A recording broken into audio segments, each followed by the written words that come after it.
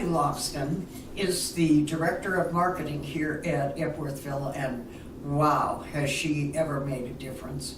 She has 5 people helping her on her team, and she has said this is the best team that she has ever worked with, and it does show.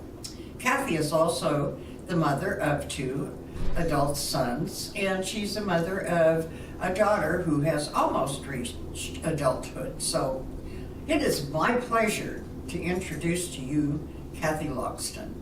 So Kathy, where did life begin for you, and do you have siblings? Well, life began in Marion, Kansas. Small town? Population 1,947 last time I checked. Yes, I have one sibling. His name is Mike Edmonds. He lives in Covington, Kentucky, which is just kind of across the river from Cincinnati, Ohio.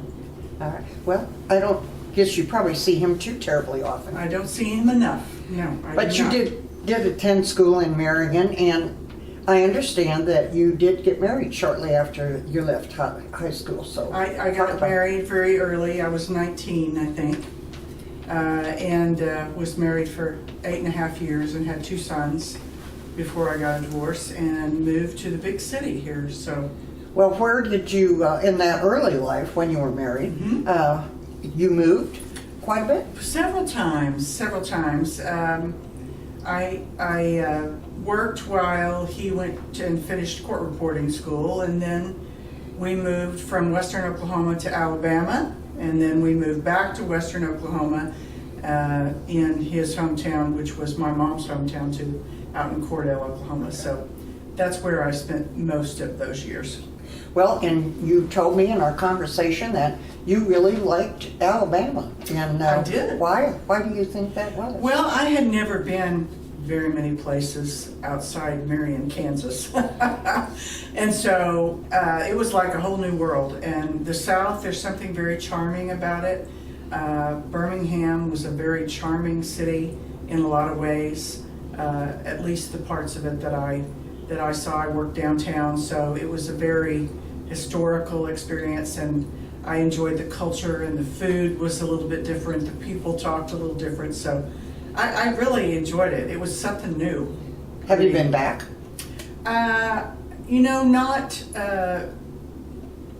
I've gone back once or twice early, in my life, but mostly driving through there on the way to Florida. It's the only time I go through there anymore.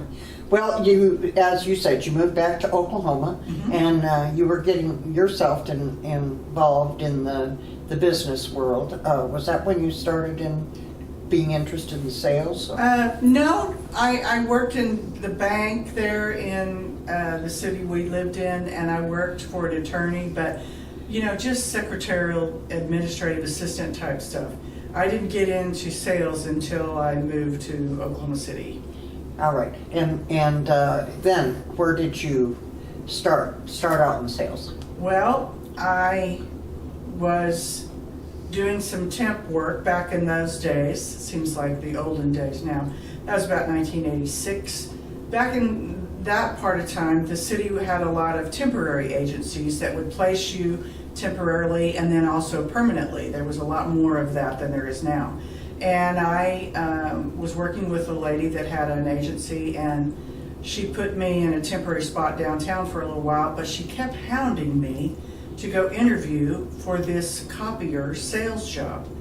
And I was resisting heavily because I had 2 little boys. They were 2 and 5 years old. And I was single, living in Oklahoma City, and trying to make enough money to survive. And it was straight commission, no salary.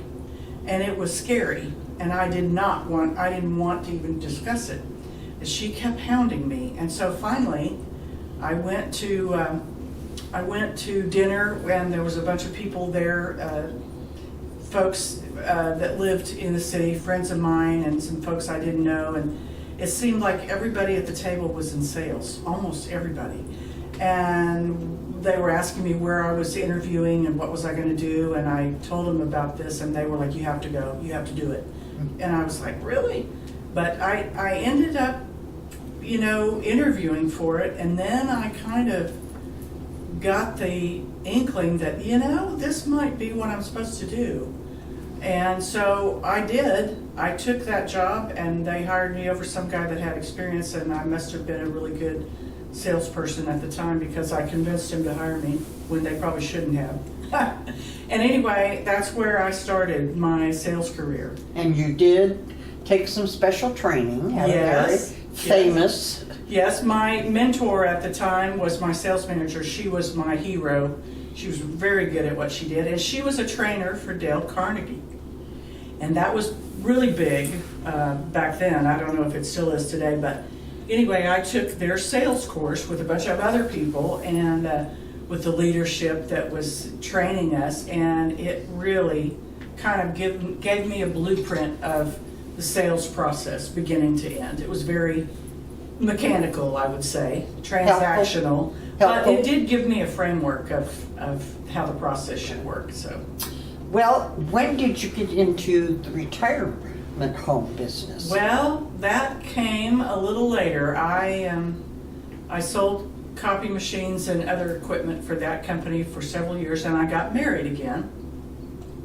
And I was occasionally working in a sales position, but my husband was pretty successful, and my husband still today. And I stayed home a little bit more often between career moves to take care of the boys and support them in grade school and stuff. So my retirement senior living, we call it, experience started actually at Epworth. In 1989, a good friend of mine was working for the property management company that was taking deposits for the conference when Epworth was just being developed, and they were trying to get enough to break ground. And so that was my first experience of understanding what in the heck is life care and what is this industry all about. And I learned enough about it to be fairly successful at it, but I was pretty green back then. But I did do the deposit thing in the remote location for a year, and then when the building was built, we all moved over here for a year. And I remember before we actually moved over here, I told you, we would tour people over here occasionally when it was up and running, and I remember walking these halls on concrete floors. Sheetrock was up but not painted. It was still a construction zone. So yeah, that was my first experience here. And I was here for a year after the building was built, and then the marketing department was reduced because they were getting full. So that's where I learned all about Epworth and life plan communities, and that's where it started. But you did then work at another retirement center. I did. I did after that. Between career moves, I worked a lot in real estate development sales over the years. But the problem with real estate development sales is when you sell out of development, generally speaking, you've sold yourself out of a job. So you have to keep, going down that path with different developers, which was great. But in 2008, I was working for a big development here in town, golf course community, and the real estate market crashed, exploded. 2008 was a terrible year for a lot of people. Yeah.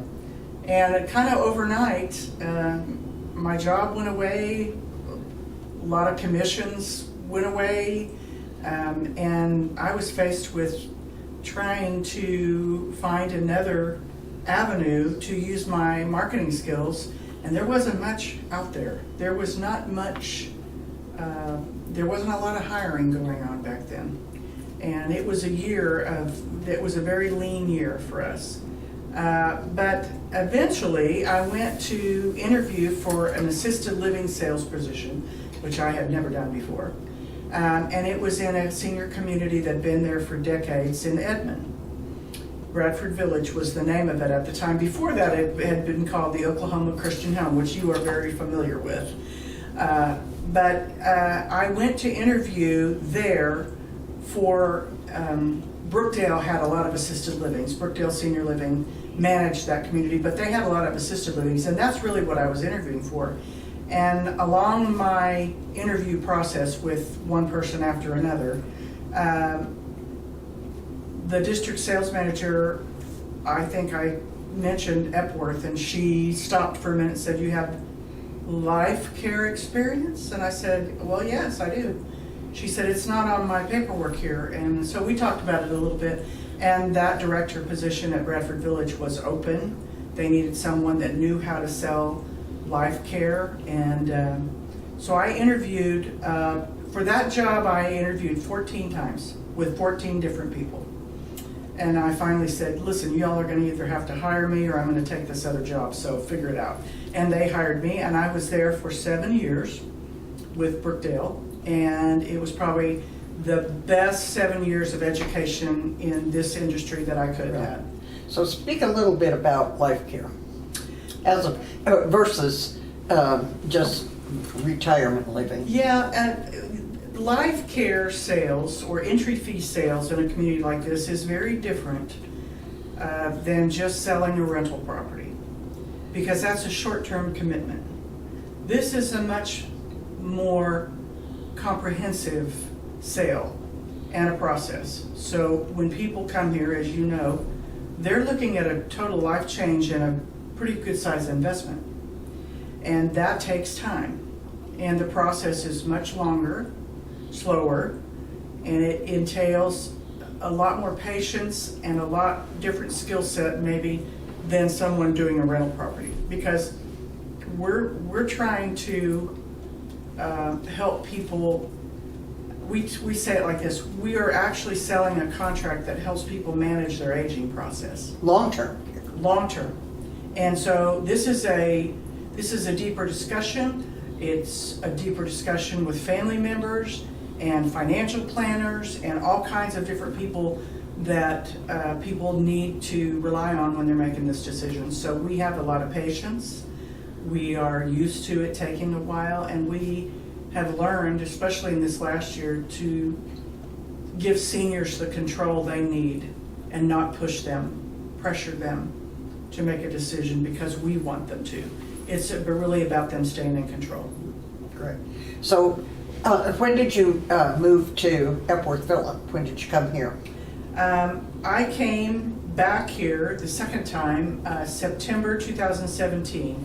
So I came in September when Sherman Huff was the interim CEO here. Sherman and I had worked together at Epworth all those years ago. Joe White was the president and Sherman was the assistant, and I knew Sherman. And it was kind of a God thing how that all came together, and he found out that I was doing this still.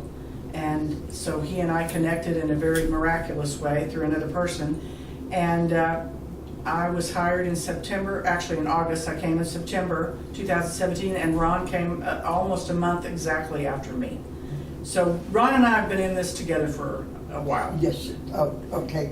So what's the average age of people who are really looking for retirement living? Well, in the entry fee community model, nationwide, the average, I think, is still around 83, 84 years old. Used to be back in the early days of Epworth, it was younger than that. It was more like in the 70s, early 70s. So now, a few years ago, I did the Epworth average age. It was about 81. I would say it's probably close to that. It could be a little lower than that. Now, I haven't done it in a while. I need to do it, but good question. But that's about the average. Well, and actually people can move in here at 55. Yeah, they can. That's true. All right. What about the website? How important is that in good retirement center? It is, in the marketing world where we reach people, it is extremely important. Everything we do, direct mail pieces, email campaigns, all kinds of things drive people to our website where they can look at floor plans, get information about the community. They can get just about everything on there but price. They have to come to us for that because it's a little too complicated of a conversation for us to just plaster it all over the website. But it is about 50% of the leads that we get and that we work go on our website first. Their children do or they do. And they can fill out a form on the website to set up a tour. They can ask us a question. They can chat with the chat bot. They can do all kinds of things on the website. Watch videos of this kind of thing. There's a lot that they can do on there. And so it's very important. So how many visits generally would you say before a person can make a decision? Well, it's generally been about 3. That's about the average in my experience over all these years. We have some people that do it in 1, very, very rare. Most of the time it's 3 or more, but 3 is about the average. What is the most what potentially do people want when they decide, I want to move to, we're looking at a retirement center because... The reasons why they move? Why? Well, probably the number 1 reason, it's close, is home maintenance becomes too big of a burden for a lot of folks. The other, I would say, especially after COVID, was isolation and the need for a more active social life. That is a big thing for people. And I would say the other thing is, especially if it's a couple and one is more responsible for the burden of cooking and food prep and all that, I think food and dining is a huge reason that people move forward. So those 3 are the big ones. I would say also planning for the future. You know, the generation that we work with now has probably taken care of a parent and maybe put a parent into a higher level of care or an independent living. They get it. They really don't want to go through that or have their kids do it. So that is a big part of this too. Planning is a big part. Well, sell me on an attribute. Well, I would have to ask you, what's the most important thing? Why are you here visiting me today if you were in my office? Why are you here? Well, you mentioned one of those, and that was taking care of a large home and yard Yes. and living by myself. Yes. Those Family were yours. raised. Those were all of yours. Yes. And that's most people. But yes, That's that, most people. that was okay. And you have that here. Is that what you're going to? Well, you can cook as much as you want to, but there is 3 restaurants that just do a marvelous job at making sure that you are fed well. Yes, yes. I know people who cook here. I know, I do too. Yeah, but I really like the restaurants. Me too. Yeah.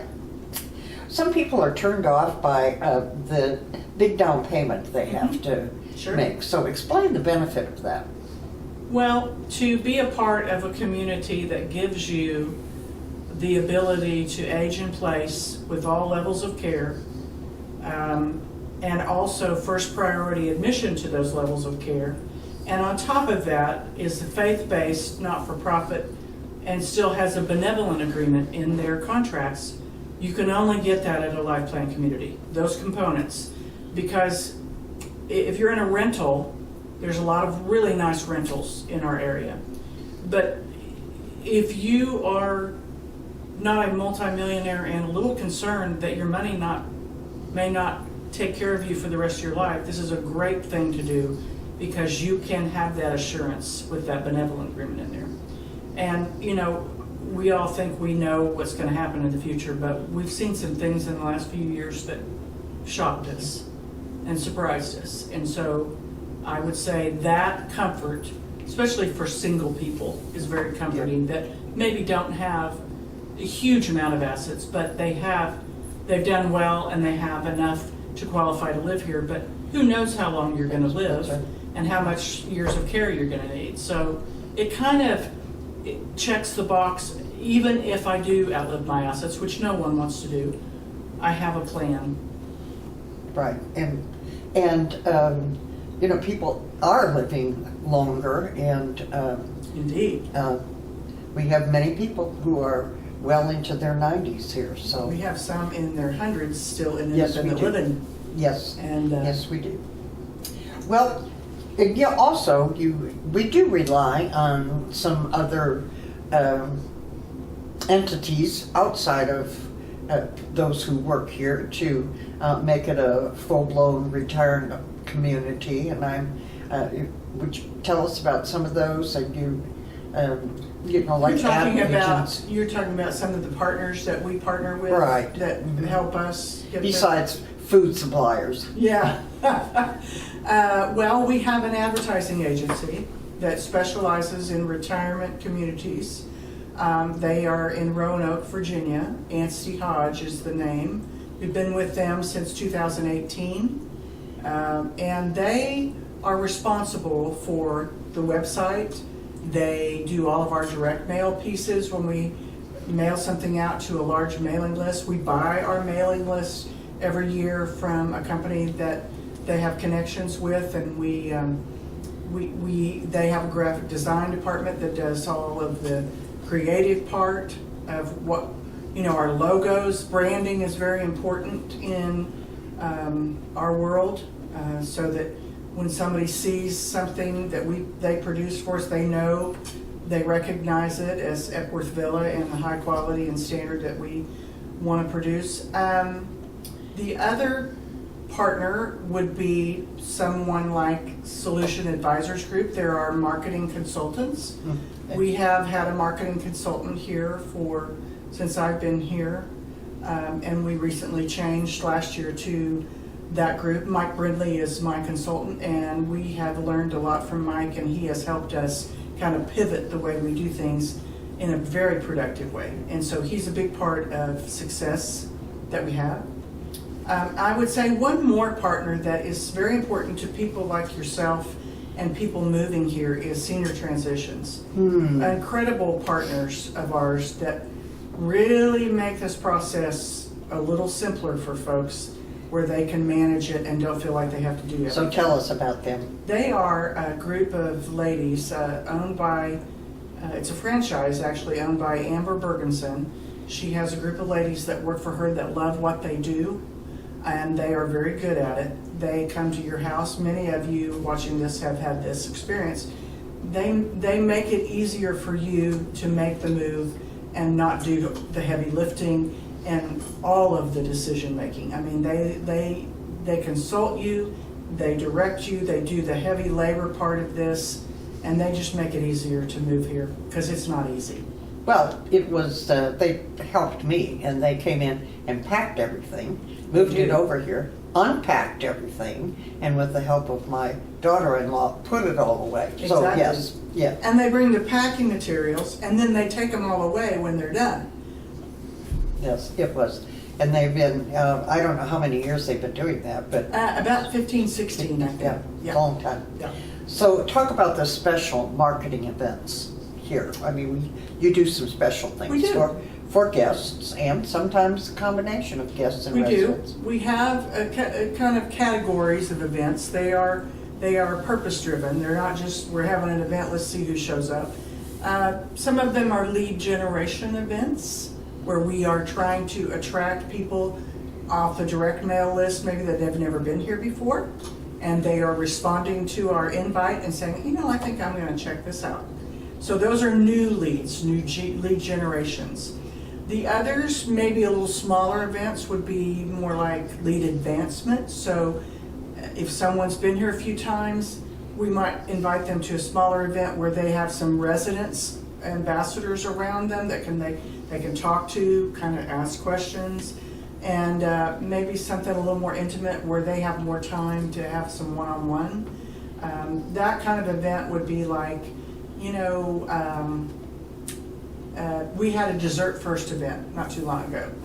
We served a smaller group of folks dessert, and then we sent them home with a beautiful meal in an Epworth insulated bag. But that was a smaller type event that really helps us connect with them a little bit better one-on-one and get to know them a little bit better. Okay. Well, in some of those bigger events where there's a common, you've had jazz night, so that's where the residents been all come outdoor, to. Yeah. entertainment and Yep. buffet and barbecue, or Right. and other big events like Yeah. that. Yep. Quite a few people are in attendance, yes. Well, you seem quite happy in your job, but you do have a getaway that you like to go to as well. I'm looking forward to maybe doing that this year. Yes, my husband and I, and even when my boys were pretty young, we started going to the Panhandle of Florida in the Destin area specifically, and we typically go twice a year and have for many years. My husband's dealing with some health issues, so we're trying to get past those this month where he can travel again and plan a trip down there because it's kind of our happy place. So, when have you gotten really excited over something having to do with your job? Well, it's pretty exciting most of the time. I mean, it's a never a dull moment is what I say in my department. I would say this past year has been very exciting for everybody on my team. We have worked hard for me 6 years, but Kevin's been here, 9 years. There's been some ups and downs. There have been some challenges that we faced this year and most of last year. We've had some really good success. Everything that we have worked really hard to do and put in place seems to be working the way we designed it to and the way we wanted it to, and it's a fun job if everything's clicking on all cylinders. It's a lot of fun. I don't think there's a job that I have ever had in sales that's more satisfying because if someone moves in, that person in my mind wins. The resident wins by just being here. The community wins by getting a new resident, and we win as salespeople. Through just what we do and our compensation. It's a win-win-win, and that's pretty good in sales when you can have all three. Well, when you're here every day, you see the fruits of what you've done, because I think a lot of people move here find it is much more than they actually even anticipated, and of course that's because of community, I think, Yes. and having more neighbors than they probably have ever had. Well, Kathy, as I had said earlier, your team has done a fantastic job, Thank you. and you're a blessing to have here, you as well as your whole team. I really thank you for sharing your story with us, and we just, it's a lovely place to live, and thank you very much for making it even better. Thank you very much. It was our pleasure, and I thank you for taking the time to hear my story, so to speak. You bet.